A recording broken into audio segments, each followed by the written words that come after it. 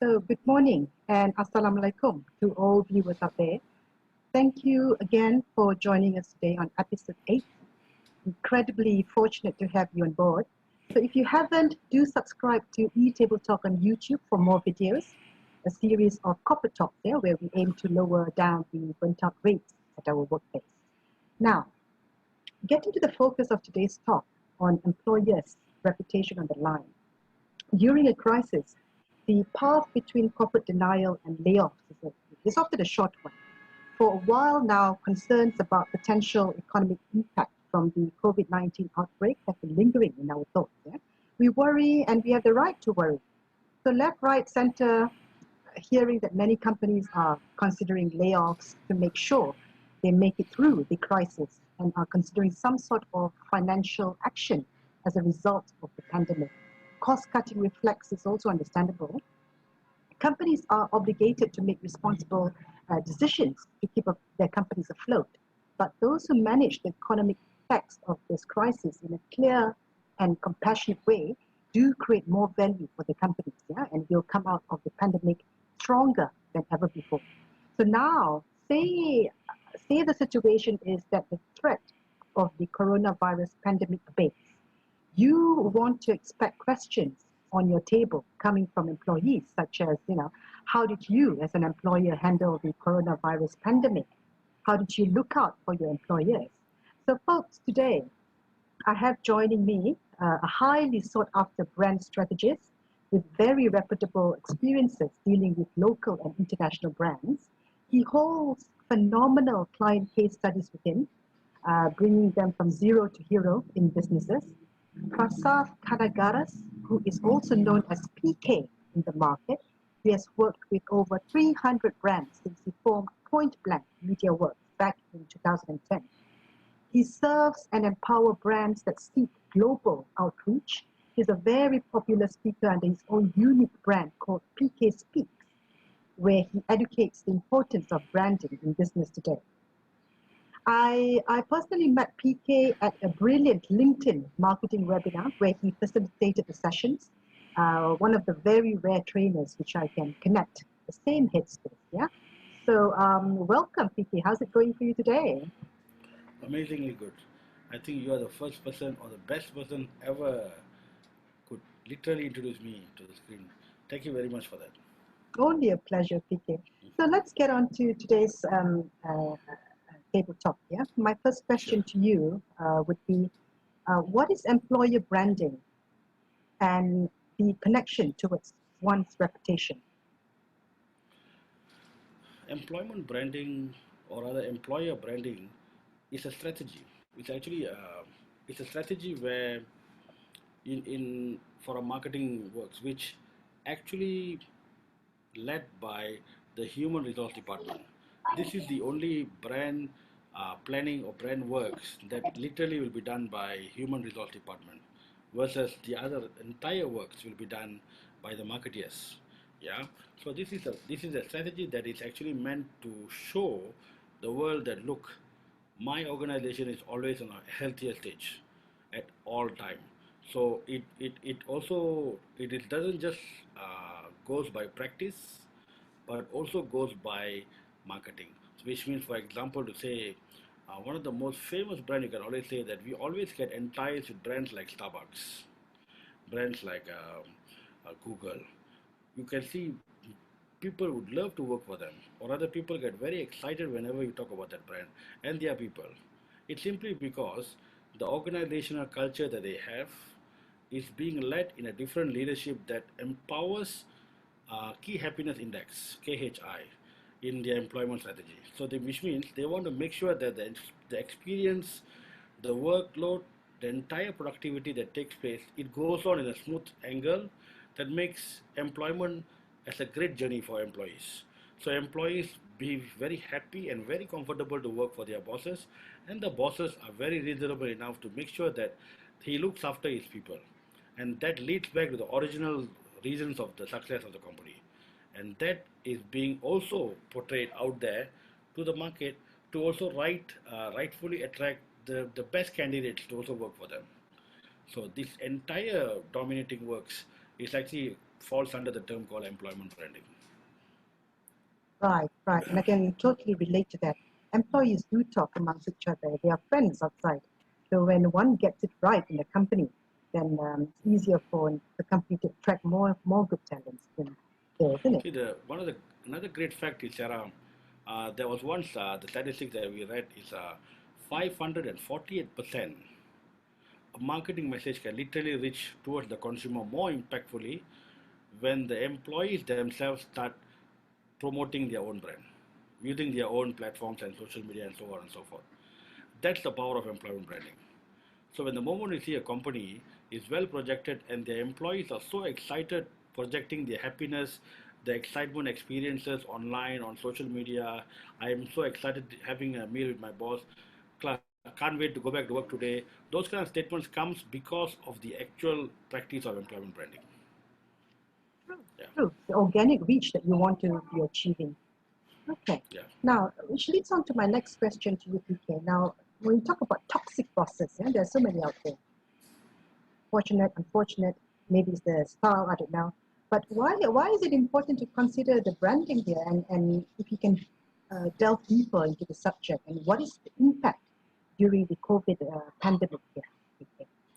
COVID is a classic test for most of the best bosses in town, to be very frank, because even I noticed that there are certain number of percentages of great bosses were being victimized under the toxic scene.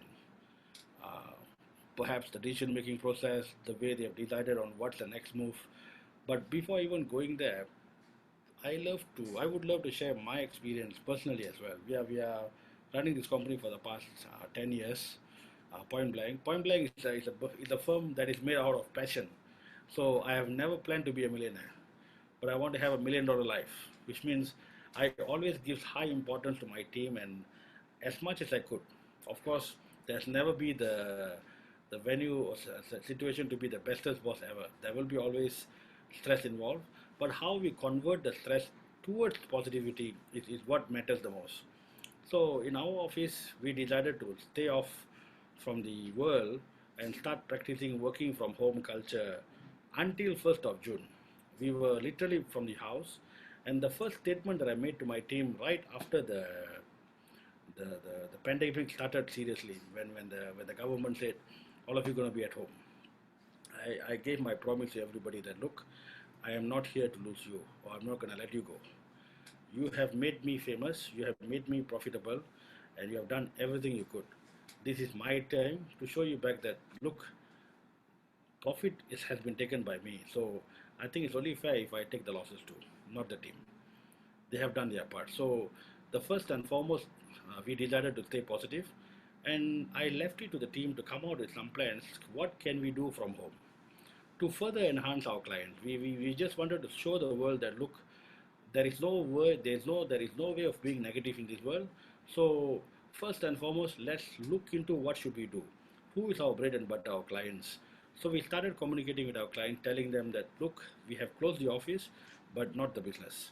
So which means to say we have ideas and we have certain solutions, moving forward solutions, in trying to adapt them into the online world, the digital world. There are certain brands that are remarkably so good in adapting the culture. There are certain brands they kept quiet and they refused to move forward.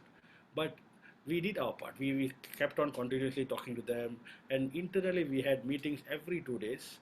Of course, the flexibility this time is you can take a longer break than usual. But I think we set certain KPIs, we set certain understandings, and we move forward. And for a first week, it was very dull. But along the way, I think if bosses can push the entire momentum towards the positivity, and it's not just about work, but we planted a lot of humor sessions. She shared a lot of funny videos. We laughed together. We just want to take the thrill of being boring at home out, and that became super success. Okay. So, so what we did was we started seeing a lot of opportunities in this. We participated in webinars, we participated in a lot of talks and everything, and we discovered a lot of understandings. We had our internal education. We started connecting with a lot of potential customers on LinkedIn, and more importantly, we launched a beautiful bounced back in branding webinar, which turned out to be a blockbuster. We got a lot of customers calling, and surprisingly, many people who have lost their job, they decided to start their own business. So they came back to us. They spoke to us. PK, we want to do this. We created logos. We created understandings of. We created advisory platform for them on how can we coach you to become a new entrepreneur on a smaller scale itself. So I think we took that as a great opportunity, and and and and and eventually the morale of the office spikes up very well. And trust me, the moment we came back here on the 1st of June, the entire momentum changed. We are one of the company proud to say that we made more money in MCO before the first 3 months of the year. So the question is, how do this entire thing led back towards the toxic side?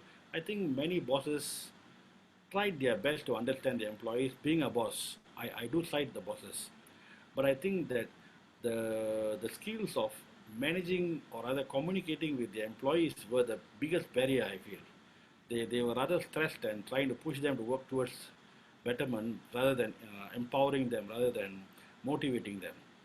Of course, it is also highly expected for employees to be motivated, but sometimes it is the bosses should make the first few steps to show that we are not dead. I think biggest problem from what we see from our clientele, from our associates, the communication barrier is one of the biggest reason why it led to the toxic bosses.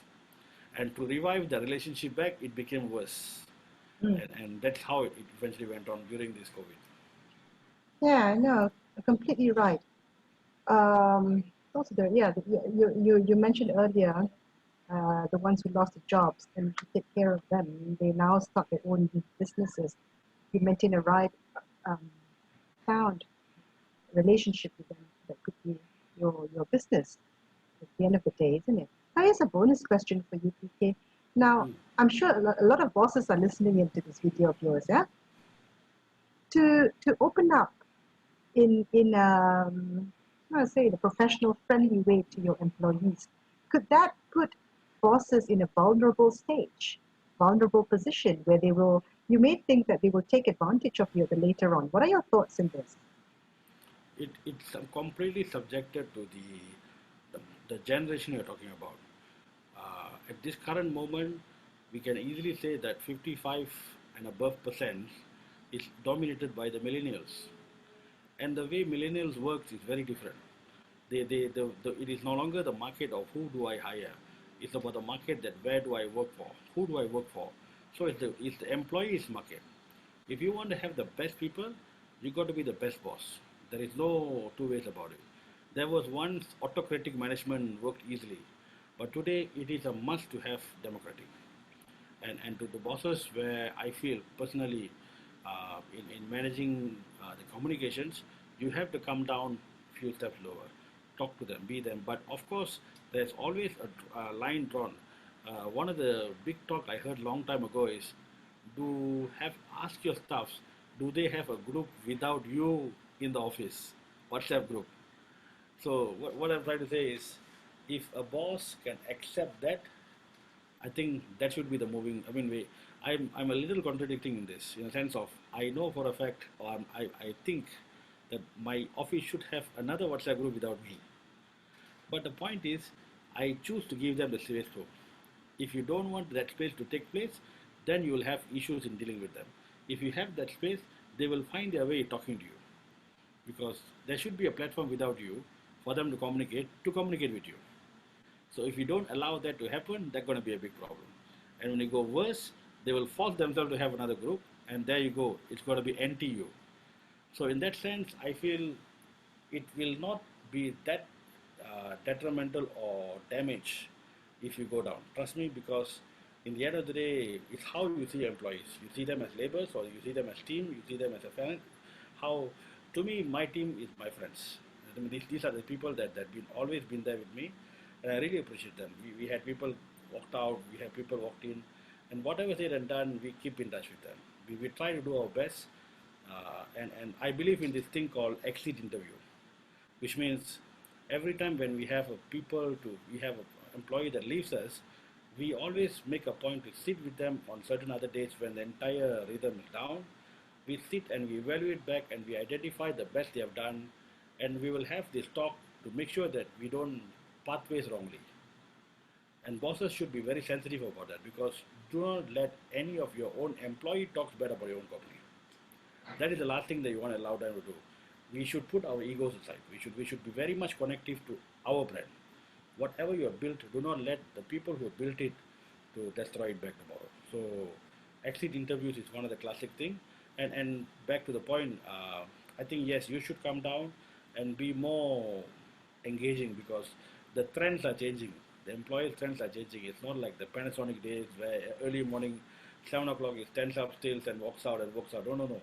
Today is a market where the general manager walks down to the crowd, to the production team that works in the factory and takes selfie with them.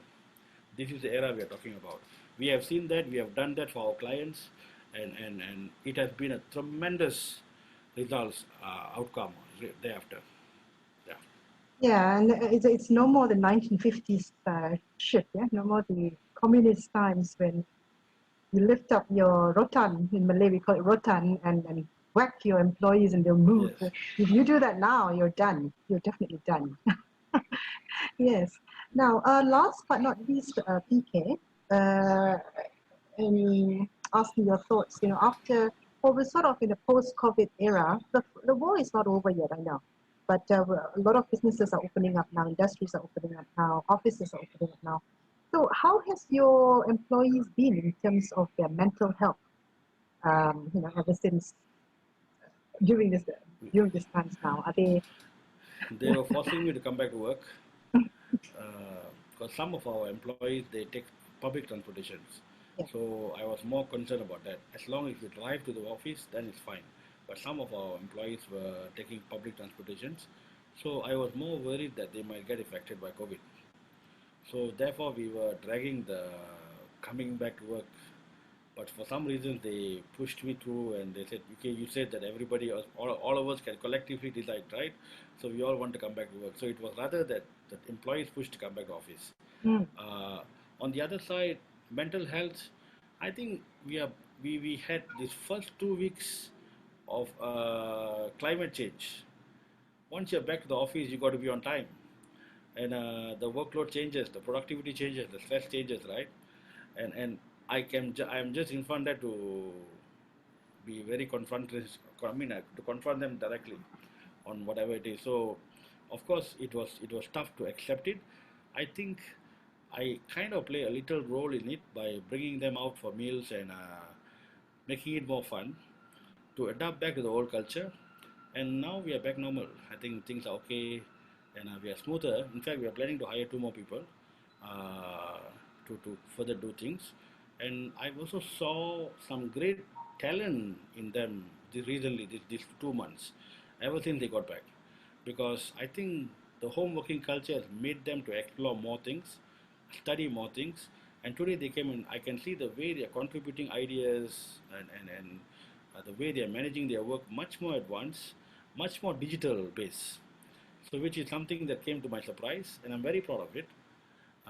So yeah, I think in our office the mental health has been excellent, but we have also seen some client side the mental health has been quite challenging. Certain, as I said, when I analyze it back, it's all about the top management.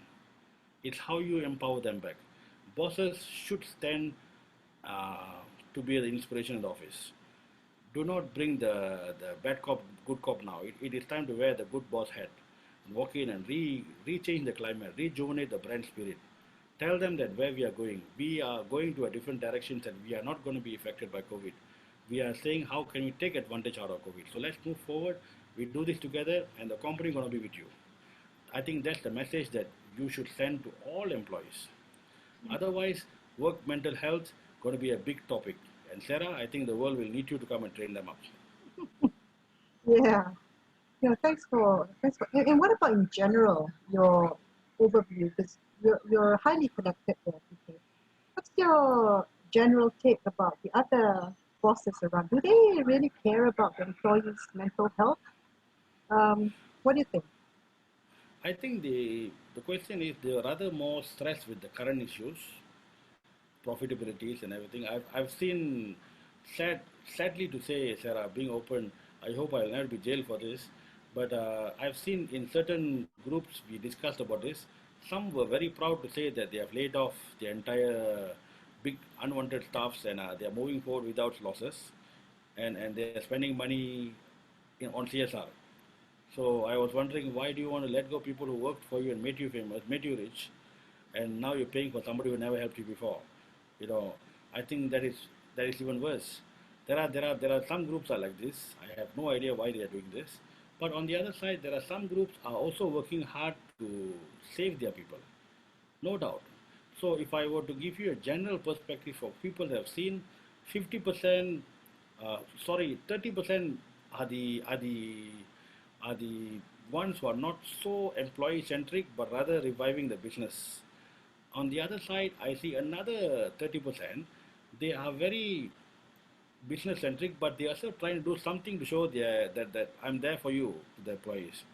But there is another 40% of group are doing the right thing, especially I think with the leadership of the government, the way they are treating us. I think with the assistance that the government has given on the subsidy part, I think this has helped them to show the employees that look, we are there.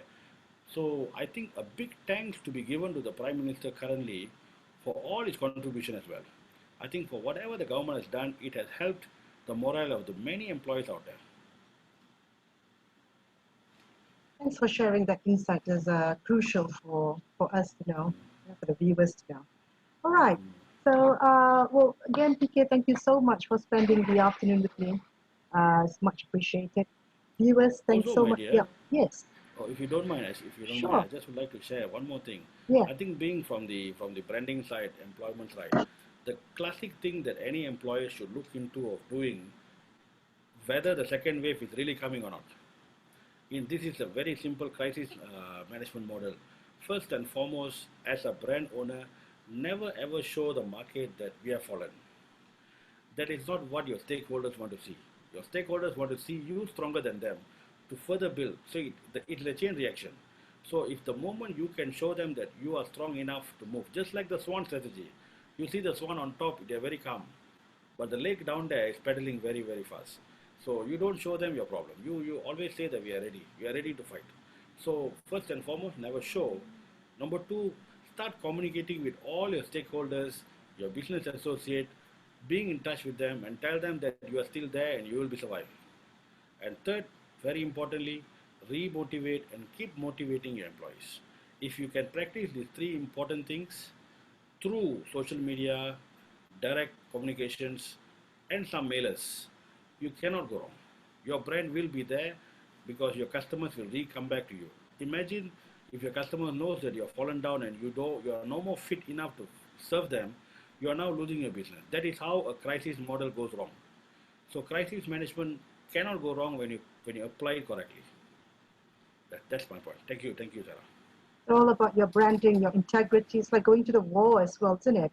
Yes, If yes. you are the front face, um, show that you are Keep defeated. smiling, keep smiling. Yes, Exactly. Your tribe will go down with you. Keep smiling and stay strong. That's what CEOs are for. yes. Bosses, owners, managing directors are for. You've got to be the strongest man in Yep, in your own tribe. yep, Lovely. yep. Thanks, PK, for joining, and thank you everybody for tuning in. Please stay tuned for my next episode, episode 9. It's going to be very interesting. Where I pulled in another of my oldest best friend, and he's going to talk about what employees are talking about you.